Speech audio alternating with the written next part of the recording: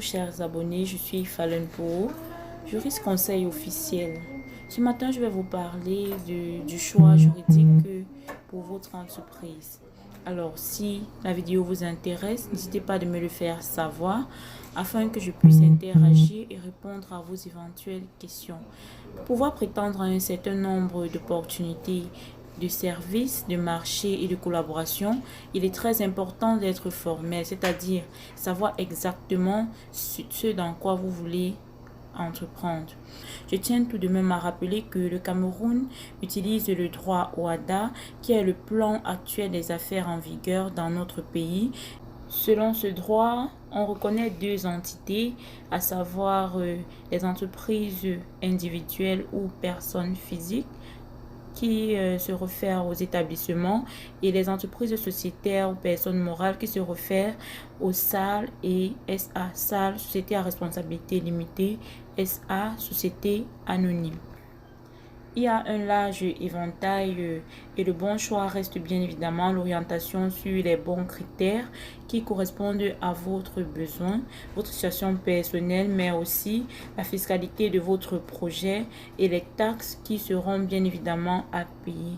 Alors, pour commencer, il va falloir déterminer si vous êtes seul ou plusieurs.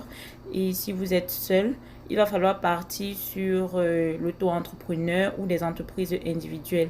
A contrario, si vous êtes plusieurs, vous êtes dans le cadre des sociétés pluripersonnelles, auquel cas, vous allez pouvoir partir sur la société à responsabilité limitée ou la société anonyme.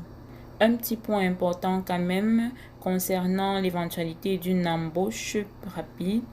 Si tel est le cas, je vous conseille de ne pas forcément partir sur l'éventualité d'une entreprise individuelle, car vous serez en cas de problème ou en cas de conflit juridique appelé sur vos biens personnels, ce qui peut représenter, le cas échéant, un problème à gérer assez grave.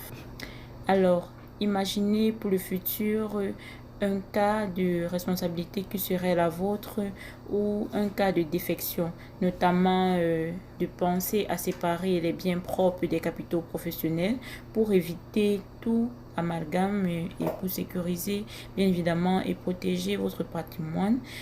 C'est quand même très important. Prenez en compte aussi vos besoins financiers pour le projet, parce que je pense notamment aux besoins de financement. Si vous avez besoin de faire appel à des soutiens financiers, mais partez sur un statut qui correspond directement à vos attentes et je pense directement à la société anonyme. Voilà, en résumé, chaque statut juridique a ses avantages et ses inconvénients.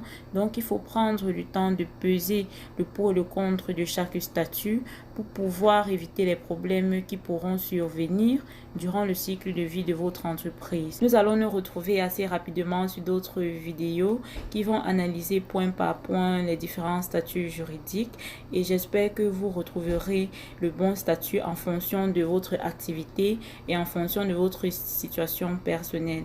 Je vous remercie de m'avoir suivi et à très bientôt pour la prochaine vidéo.